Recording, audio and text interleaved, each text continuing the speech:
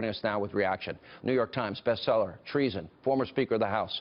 Fox News contributor Newt Gingrich, how are you, sir? I'm doing great. That was quite an opening. Well, do you think that, can you give me one award show for nurses, for surgeons that save people's lives, for EMTs, for firemen, policemen, garbage men, construction workers? Where are their award show? I don't see any award shows for them. Well, I think that's right, but I'll just give you one fact that shows you what a phony Jimmy Kimmel's reasoning was. He talked about all 220 countries that don't like us. Those folks in Hollywood make a large part of their profit out of all those countries, and they know that their movies have to sell worldwide.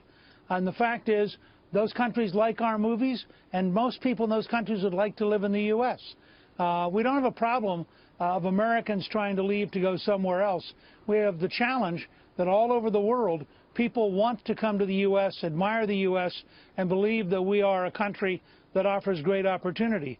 And, you know, you can start from there, and the whole rest of that stuff is just baloney. Do we really have to get lectured?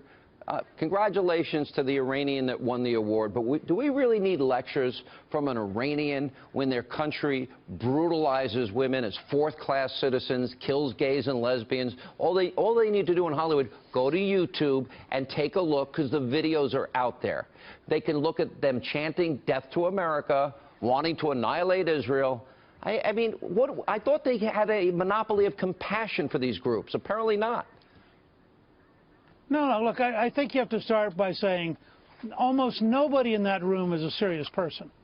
They're all actors who act, and they all have a vague, unrealistic sense of the world, and you shouldn't take them seriously. It's like having, you know, a cousin or a brother-in-law who you know is a doofus, and you wouldn't loan him your car, but, you know, he comes by and he watches a ball game with you, and you go, yeah, I understand Herbie.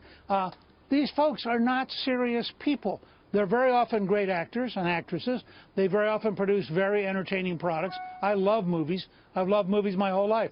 But you shouldn't take them as though they were serious people, because nothing they do about the real world is serious, except they love money. It is a good point, and they're not making as much as they used to, and nor are people watching the Academy Awards ones like they used to. You actually had a great comment about fake news, warning about what is a new threat. And I love the president in his press conference. I thought it was one of the greatest beatdowns I ever witnessed any president give to the press. And then he backed out of the White House Correspondents' Dinner, and I wanted to get your reaction to it. And why is it so dangerous? Well, look, I think fake news, which is really based on fake education, is extraordinarily dangerous because it teaches people things that aren't true. What President Trump said goes all the way back to Ronald Reagan in his nationwide speech for Barry Goldwater in 1964, when Reagan said, "It isn't what liberals don't know that's so dangerous, it's what they know that isn't true that's so dangerous." Well, we've now had 50 years of liberals getting more and more out of touch with reality. We have professors who will bully students to force them to learn things that are false. We have entire courses in college that are idiotic.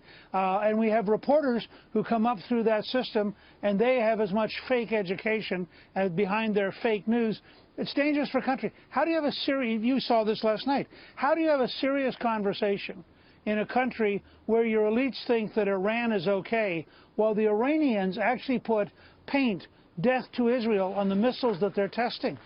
I mean, this is a level of nonsense, and I'm proud of President Trump for having the courage to boil down Ronald Reagan's critique into a very simple phrase. You have fake news. It's based on fake education. It's time we took it head on. Well said. All right, Mr. Speaker, stay right there. We'll have more with the Speaker.